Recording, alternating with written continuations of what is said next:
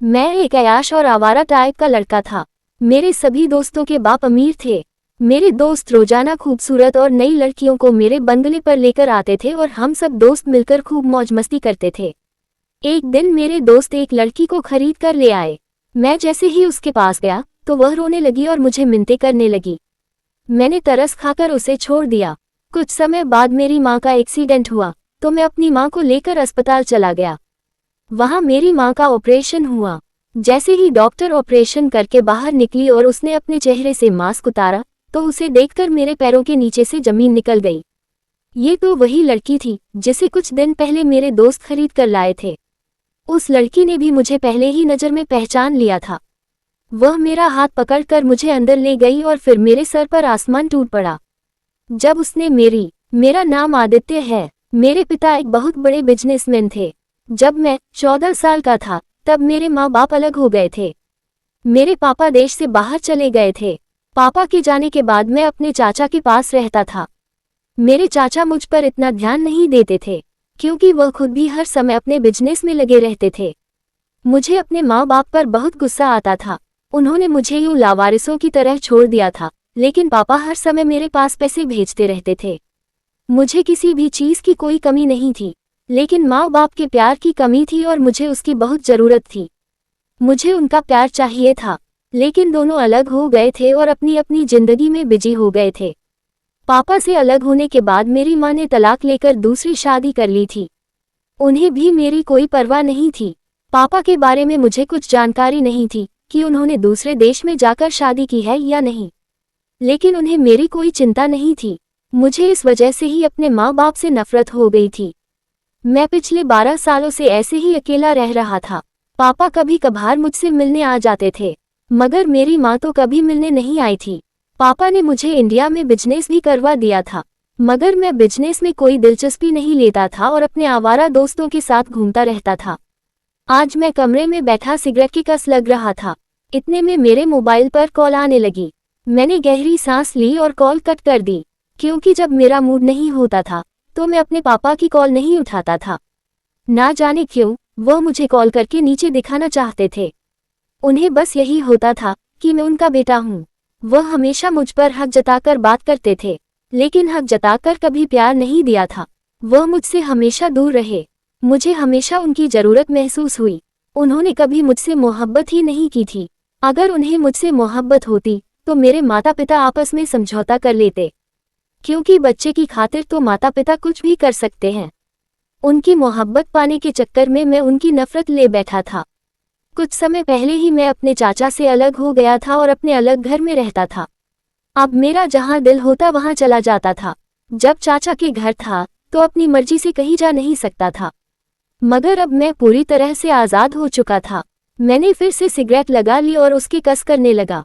मुझे याद था जब भी बचपन में मेरे पापा सिगरेट पीते थे तो मुझे बहुत बुरा लगता था कि मेरे पापा सिगरेट क्यों पीते हैं, लेकिन अब वह सिगरेट मेरा नशा बन चुकी थी।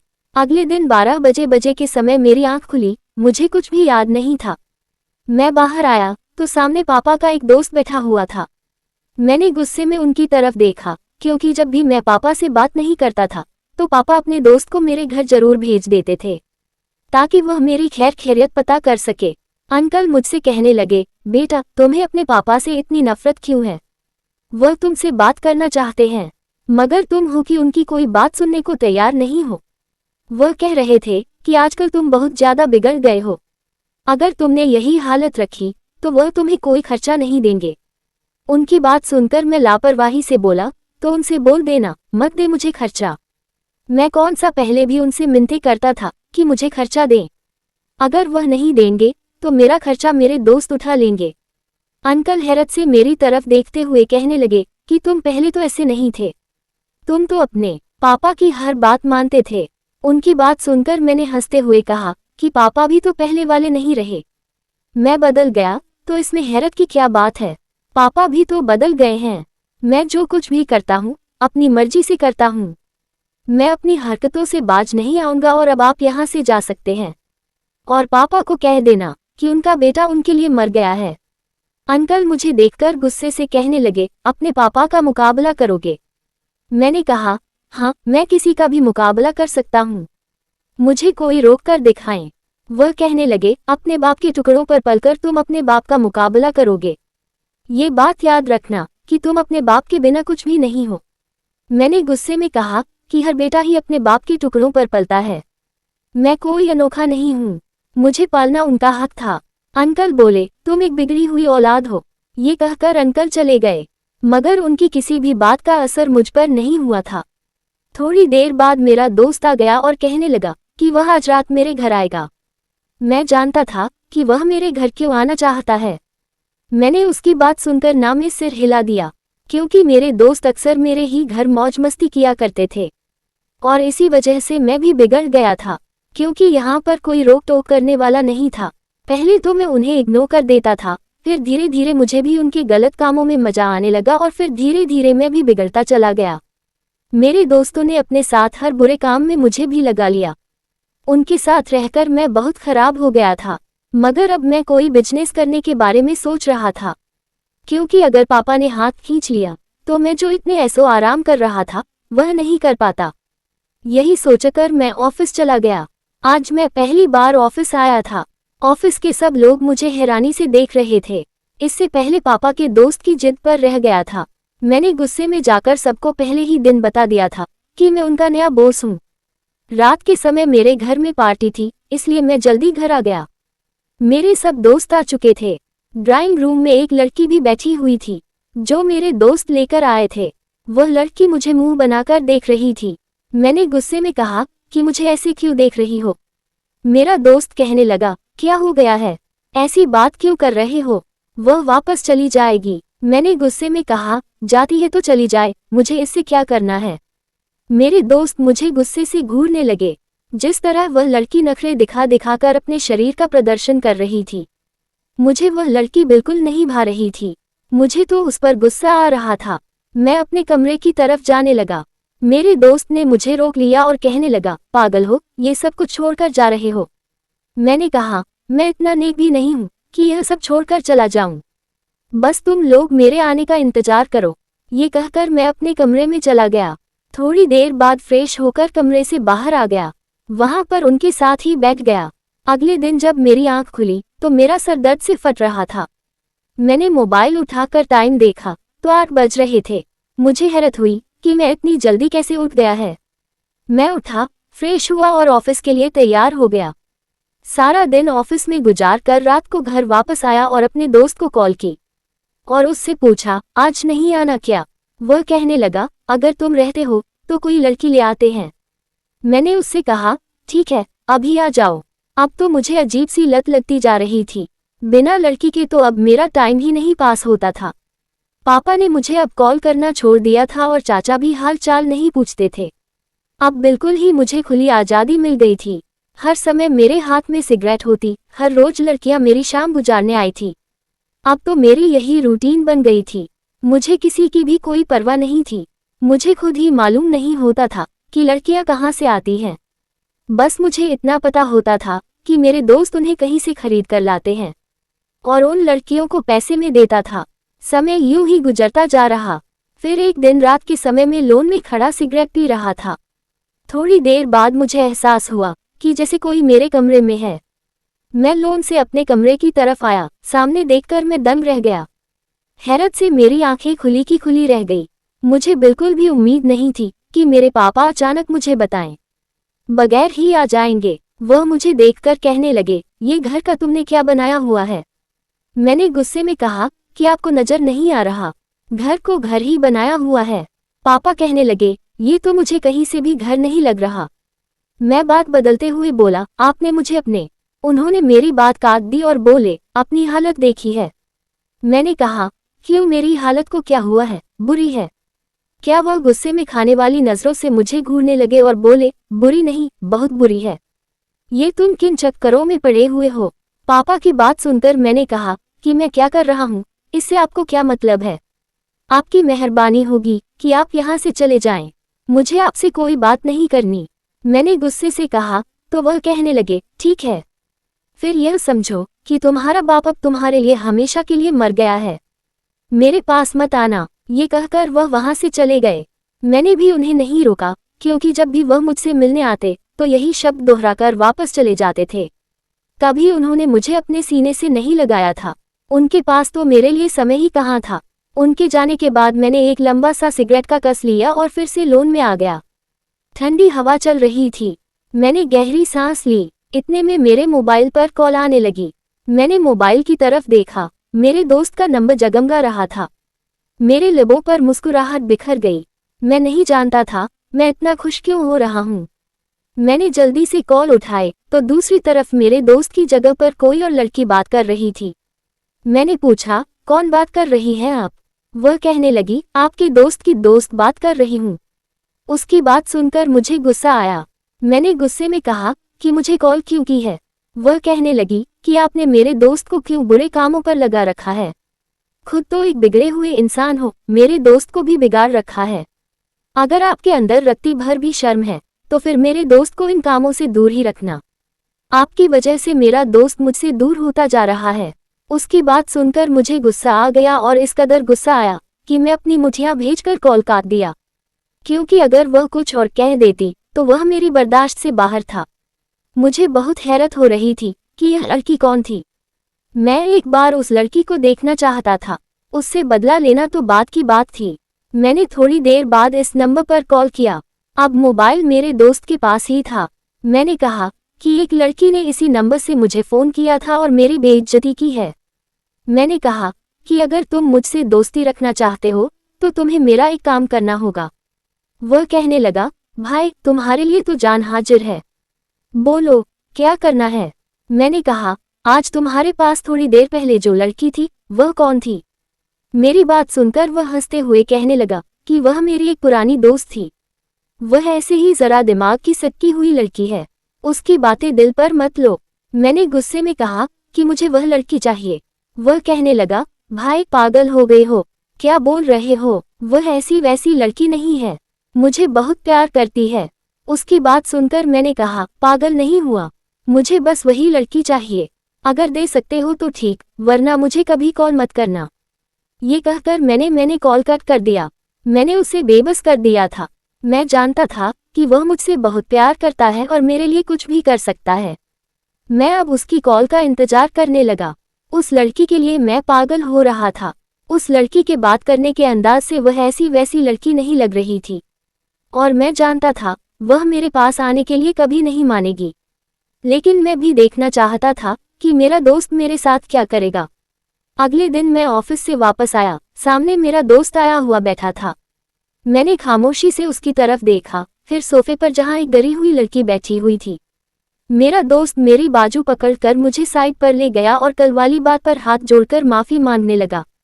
कहने लगा, मेरी खातिर उस लड़की को भुला दो, वह नहीं आ सकती। वह बहुत अच्छी लड़की है, बहुत ही शरीफ है और मुझे बहुत प्यार करती है। यार, वह तेरी होने वाली भाभी है। हाँ, मगर मैं ये लड़की लाया हूँ और फिर मैं अपने दोस्त की खातिर कल वाली लड़की को भुला दिया और मैं उस नई लड़की को देखने लगा। वह मुझे बहुत अजीब सी लग रही थी। चेहरे पर मासूमियत छाई हुई थी। डर की वजह से उसके हाथ कांप रहे थे, जिन्हें वह छुपा रही थी। मेरा दोस्त कहने लगा कि कल सुबह मैं इसे आकर ले जाऊंगा। वह ये कहकर वहां से चला गया। मैं उस लड़की की तरफ गया। वह रोती हुई मेरे आगे हाथ जोड़ने लगी। मैंने गुस्से से कहा, ये ड्रामा मुझे मत दिखा। वह रोते हुए कहने लगी कि मैं ऐसी वैसी लड़की नहीं हूँ। मैं हैरत से उसकी तरफ देखने लगा। उसकी आंखों से मोटे मोटे आंसू बह रहे थे। वह कहने लगी, प्लीज मेरे पास मत आना। मैंने उसकी तरफ कदम बढ़ाए, मगर वह पीछे होती हुई सोफे पर गिर गई। मैंने गुस्से में कहा, क्या हो गया है, पागल हो क्या? मेरे गुस्से से वह रोती हुई कहने लगी, प्लीज भगवान के लिए मुझे यहाँ से जाने दो। आपने जितने पैसों में मुझे खरीदा है, मैं वह सारे पैसे वापस कर दूंगी। वह रोते हुए कहने लगी, मुझे उस आदमी को वापस मत करना, प्लीज आप मुझे यहाँ से जाने दे। वह रोती हुई मेरे पाँव में गिर गई। मैंने उसे कंधों से पकड़कर उठाया और कहा कि देखो, मैंने किसी के साथ आज तक जबरदस्ती नहीं की है। जो भी लड़की मेरे पास आती है वह अपनी मर्जी से मेरे साथ रहती है। पहले तुम रोना धोना बंद करो। मैंने अचानक ही अपने हाथों से उसके आंसू साफ कर दिए। वह एकदम पीछे हुई। उसकी बड़ी बड़ी काली आंखें लाल हो रही थी। मैंने कहा, देखो, मैंने बोला है ना कि मैं आपको कुछ नहीं करूंगा। वह कहने लगी कि वह लड़का मुझे ले जाएगा। उसने मुझे खरीदा हुआ है। वह लड़की शायद मेरे दोस्त की बात कर रही थी। मैंने कहा कि तुम्हें कोई नहीं ले जाएगा, मैं तुम्हें किसी को भी नहीं दूंगा।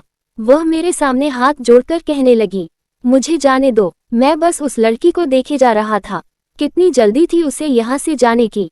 उसका बस नहीं चल रहा था कि वह जल्दी से वहाँ से भाग जाए। मैंने उसे कहा कि ठीक है, तुम रोना बंद करो और यहाँ से वापस चली जाओ। मेरे कहने पर उसने जल्दी से दुपट्टा उठाया और खुद पर लपेटते हुए वहाँ से चली गई और मैं उसे देखता रहा। न जाने क्यों मुझे आज बहुत सुकून मिल रहा था और यह बात मुझे खुद समझ नहीं आ रही थी। मैंने आंखें बंद की तो उसका गुलाबी चेहरा मेरी आंखों के सामने घूमने लगा। मैं अपने कमरे की तरफ गया, मुझे नींद आने लगी थी। आज से पहले तो मैं रात को देर तक जागता रहता था, मुझे कभी नींद नहीं आई थी। मैं बेड पर लेटा, मेरी आंखों के सामने न जाने क्यों वही लड़की बार बार आ रही थी। फिर अचानक मुझे अपने दोस्त का ख्याल आया। उसने मुझसे कहा था कि वह सुबह आकर इस लड़की को ले जाएगा और वह लड़की कह रही थी कि उसने उसे खरीदा है।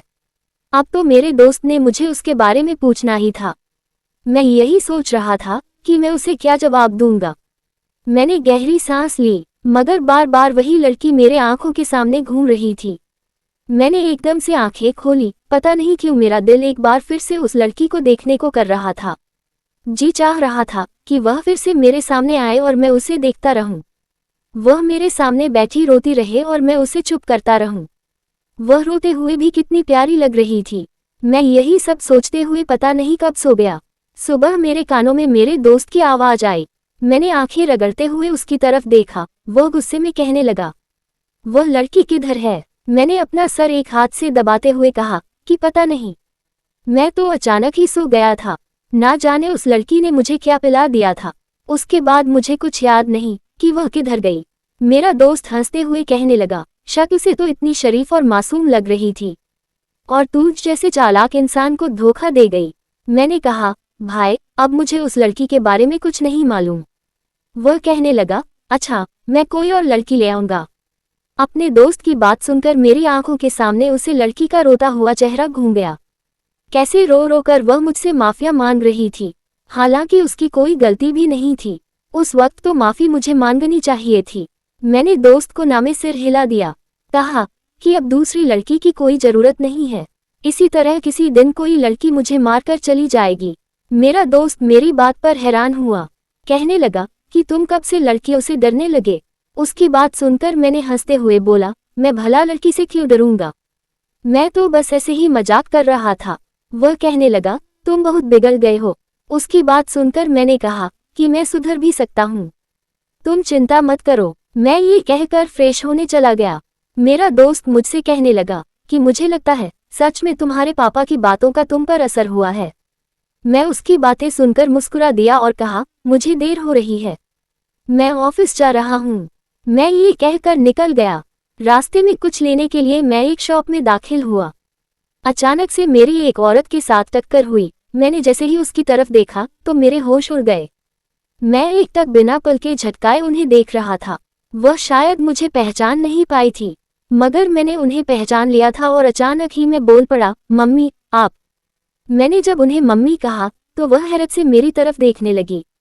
मैं अचानक ही उनके सीने से लग गया। मैंने हमेशा सोचा था कि अपनी माँ से बात नहीं करूंगा, मगर उन्हें सामने देखकर ना जाने मुझे क्या हो गया था। मैं दुकान पर ही अपनी माँ के सीने से लगकर रोने लगा। इतने समय की उदासी मेरे अंदर भरी हुई थी। मुझे बहुत सुकून मिला था। मैं उन्हें घर ले आया। वह बिल्कुल खामोश थी। मैंने उनकी तरफ देखते हुए कहा कि आप मुझे छोड़कर क्यों चली गई थी? मेरी तरफ वह देखते हुए बोली कि मुझे माफ कर दो बेटा, तुम्हें छोड़कर जाने के बाद मैं भी सुकून की जिंदगी नहीं गुजार पाई हूँ। मुझे बहुत शर्मिंदगी है। ना जाने मुझे क्या हो गया था कि तुम्हारे पापा के साथ जिद कर ली कि मैं उनके बिना रह सकती हूँ। हालांकि तुम्हारे पापा से दूर रहने के बाद और दूसरी शादी करने के बाद मुझे एहसास हुआ कि मैंने कितनी बड़ी गलती की है। मेरे दूसरे पति ने भी मुझे तलाक दे दिया और अब पता नहीं मुझे छोड़कर कहाँ चला गया। मैं आजकल बिल्कुल तन्हा रह रही हूँ। मुझ में हिम्मत ही नहीं हुई कि मैं कभी तुम्हारा सामना कर सकूं। मैंने गुस्से से कहा, तो फिर छोड़कर मुझे क्यों गई थी? नहीं छोड़कर जाती, मैंने रोते हुए कहा। तो वह कहने लगी, बेटा मुझे अभी जाना है, लेकिन मैं वादा करती हूँ कि कुछ दिनों के बाद मैं हमेशा हमेशा के लिए तुम्हारे पास आ जाऊंगी। वही कहकर जाने लगी। तो मैंने कहा, मत जाए मुझे छोड़कर, मैं आपके बाद अब दोबारा जीना छोड़ दूंगा। आपकी वजह से मैं ऐसा हुआ हूँ। मेरा दिल बहुत घबरा रहा था, जैसे आप फिर पहले की तरह चली जाएंगे और फिर लौटकर नहीं आएंगे। मैं उन्हें जाने से रोक रहा था, मगर वह कहने लगी कि बहुत जल्द मैं वापस आऊंगी। फिर मैंने उन्हें जाने की इजाजत दे दी। वह चली गई, मगर न जाने क्यों मेरी आंखों से आंसू थमने का नाम नहीं ले रहे थे। उनके जाने के बाद मुझे अजीब सी बेचैनी होने लगी थी, लेकिन 4-5 दिन के बाद मेरी माँ वापस मेरे पास आ गई थी और मैं बहुत खुश था। मेरी माँ ने मुझे बहुत प्यार दिया, लेकिन उस रोती हुई लड़की का चेहरा मेरी आंखों के सामने से नहीं जा रहा था। जब भी अकेले में होता तो वह लड़की मेरे आंखों के सामने जरूर आ जाती। अब तो मेरा मन करता कि वह मेरे पास आ जाए और मैं उसे देखता रहूं। तंग आकर मैंने अपने दोस्त को कॉल की, उससे कहा मुझे वह लड़की चाहिए जो भाग गई थी। वह कहने लगा कि मैं उसे कहाँ से ढूंढ कर लाऊं। मैंने कहा कि मुझे बस वही लड़की चाहिए। वह कहने लगा, पहले तो तुमने ऐसा नहीं किया, कभी एक लड़की के पीछे दीवाने नहीं हुए। खैर, मैं कोशिश करता हूँ कि वह लड़की मुझे फिर से मिल जाए। दिन ऐसे ही गुजरने लगे, लेकिन वह लड़की मुझे नहीं मिल रही थी। मेरा दोस्त किसी और लड़की की बात करता तो मैं उसे झगड़ने लग जाता। मेरी माँ के साथ मेरी जिंदगी अब बहुत ही अच्छी गुजर रही थी। मैंने हर बुरा काम छोड़ दिया था, मगर शायद मुझे उस लड़की से मोहब्बत हो गई थी। मैं उस लड़की को भुला नहीं पा रहा था, लेकिन उस लड़की का कोई अता पता नहीं था। आखिर वह किधर चली गई थी। एक दिन मैं अपनी माँ के साथ बाजार गया तो हमारा एक छोटा सा एक्सीडेंट हो गया। मेरी माँ की बाजू पर चोट लगी थी, शायद हड्डी भी टूट गई थी। मैं उन्हें अस्पताल ले गया। मैं अपनी माँ की वजह से बहुत परेशान था। थोड़ी देर बाद ऑपरेशन थिएटर से एक डॉक्टर बाहर निकली। अभी वह मुझे कुछ बताने ही वाली थी कि मेरी नज़र उस पर ठहर गई। मैं पागलों की तरह उसे देखने लगा और वह भी मुझे ही देखे जा रही थी। मैंने उसका हाथ पकड़ लिया और पूछने लगा, क्या तुम वही लड़की हो? तुम किधर चली गई थी? वह घबराती हुई अपना हाथ छुड़ाकर कहने लगी, आपकी माँ का ऑपरेशन हो चुका है, अपने घर लेकर जा सकते हैं। वह लड़की एक डॉक्टर थी। मैं उसके पीछे उसके रूम में आया, वह बाहर की ही तरफ देख रही थी। मैंने उसे बुलाया, उसने मुड़कर मेरी तरफ देखा और अपनी आंखों से आंसू साफ करने लगी। मैंने कहा कि मैंने आपको बहुत तलाश किया, मैं आपसे इश्क कर बैठा। पता नहीं कब वह पहली मुलाकात मोहब्बत में बदल गई। मेरी बात सुनकर वह हैरान होकर मेरी तरफ देखने लगी। फिर थोड़ी देर बाद बोली कि मैं आपका एहसान कभी नहीं भूल सकती। फिर वो मुझे अपने बारे में बताने लगी। मेरे माँ बाप इस दुनिया में नहीं है और मैं अपने चाचा के पास रहती थी। मैं पढ़ रही थी, मगर मेरे चाचा नशेड़ी और जुआरी थे। पहले तो सब ठीक था, मगर एक दिन पैसों की खातिर उन्होंने मुझे आपके दोस्त को बेच दिया। मैं बहुत डर गई थी। जब आपने मुझे छोड़ा तो मैं वहां से निकल आए और सीधी अपनी एक सहेली के घर चली गई थी। उसकी फैमिली बहुत अच्छी थी, उन्होंने मेरा बहुत ख्याल रखा और मेरी पढ़ाई को पूरा करवाया। मैं एक डॉक्टर बनी, लेकिन जानते हैं, मैं इन सब का जिम्मेदार आपको समझती हूँ। अगर आज मैं यहाँ हूँ तो बस आपकी वजह से हूँ। मैंने कहा, तो फिर मुझसे शादी कर लो, मेरे एहसान का बदला चुका दो, मैं तुम्हारे बिना नहीं रह सकता। उस लड़की ने ना में सिर हिला दिया और कहने लगी, आप अच्छे इंसान नहीं हैं, अपने माँ बाप के साथ में नहीं रहते, आपको तो रोज एक नई लड़की चाहिए। आपके साथ शादी करके मैं अपनी जिंदगी नरक नहीं बना सकती। उसकी बात सुनकर मैं कहने लगा कि मैं अपनी माँ के साथ रहता हूँ। मैंने सारे गलत काम करने भी छोड़ दिए हैं और मुझे सही राह पर लाने वाली भी सिर्फ तुम ही हो। तुमसे पहली मुलाकात के बाद मैंने अपने सारे गलत काम छोड़ दिए हैं। जिस तरह तुम अपने अच्छे करियर की वजह मुझे समझती हो, इसी तरह अपने आप को अच्छा इंसान बनने की वजह मैं तुम्हें समझता हूँ। मैं बहुत छोटा था तब मेरे माँ बाप अलग हो गए थे। माँ ने भी छोड़ दिया था और उन्होंने दूसरी शादी कर ली थी। मैं अकेला हो गया था, मुझे कोई कुछ कहने वाला नहीं था। जहाँ दोस्त ले जाते चला जाता। पापा पैसे भेज देते थे, पैसे की कोई कमी नहीं थी। खुद भी अय्याशी करता और अपने दोस्तों को भी करवाता था, इसीलिए मैं बिगड़ गया था। मगर जिस रात तुम मेरे पास आई थी, मुझे बहुत अजीब लगा था। तुम्हारी आंखों में आंसू देखकर, तुम्हें रोता हुआ देखकर मुझे कुछ हुआ था। मैं इतना रहम दिल नहीं था जो कि तुम्हें छोड़ देता, मगर पता नहीं क्यों तुम्हारे आंसू ने मुझे मजबूर कर दिया था। वह मेरी तरफ देखे जा रही थी। शायद उसे विश्वास नहीं आ रहा था कि सच में मैं बदल गया हूँ। मैंने गहरी सांस लेकर उसकी तरफ देखा, उसके कदमों में बैठ गया और उसे यकीन दिलाया कि मैं भी अब एक अच्छा इंसान बनकर उसके साथ जिंदगी गुजारना चाहता हूँ। और शायद उसे भी मेरी मोहब्बत पर यकीन हो गया था। उसने मुस्कुराते हुए हाँ में सर हिला दिया। मैं जब माँ को घर लेकर आया तो उन्हें उस लड़की के बारे में बताया। वह भी शादी के लिए मान गई। मैं बहुत खुश हुआ। जल्दी ही मेरी उसके साथ शादी हो गई। और सुहागरात को जब मैं अपनी पत्नी के कमरे में जा रहा था तो मेरे दिल की धड़कनें ऐसे धड़क रही थी जैसे मैं पहली बार किसी लड़की से मिलने जा रहा हूँ। हालांकि इससे पहले मेरी कोई रात ऐसी नहीं होती थी कि मैं किसी लड़की की बाहों में ना सोया हूँ, लेकिन ऐसा लग रहा था कि जैसे आज मेरा पुनर्जन्म हुआ हो। मैं बिल्कुल भी पहले वाला इंसान नहीं रहा था। और फिर जो सुकून मुझे अपनी पत्नी की बाहों में मिला वह आज तक मुझे किसी लड़की की बाहों में नहीं मिला था। मैंने भगवान का धन्यवाद किया कि मुझे सही राह पर लाने वाली लड़की मिल गई थी। सच कहते हैं, एक अच्छा इंसान बहुत से लोगों को अच्छा बना देता है। उस लड़की की एक मुलाकात ने ही एक बिगड़े हुए लड़के को सुधार दिया था। और आज मेरी वजह से मेरे दोस्त भी सुधर गए थे। मेरे दोस्त ने भी उस लड़की से शादी कर ली थी जिसने फोन करके मुझे बुरी बातें की थी। वह लड़की भी मेरी बहुत एहसानमंद है कि उसकी वजह से उसे उसका प्यार मिल गया था। आज मैं अपनी पत्नी और अपनी माँ के साथ हंसी खुशी से जिंदगी गुजार रहा हूँ। तो दोस्तों, आज की हमारी यह कहानी आपको कैसी लगी? पसंद आई हो तो प्लीज़ एक लाइक और एक प्यारा सा कमेंट जरूर करना। कहानी को अंत तक सुनने के लिए आप लोगों का बहुत बहुत धन्यवाद। मिलते हैं दोस्तों अगली वीडियो में, तब तक के लिए अपना ख्याल रखना।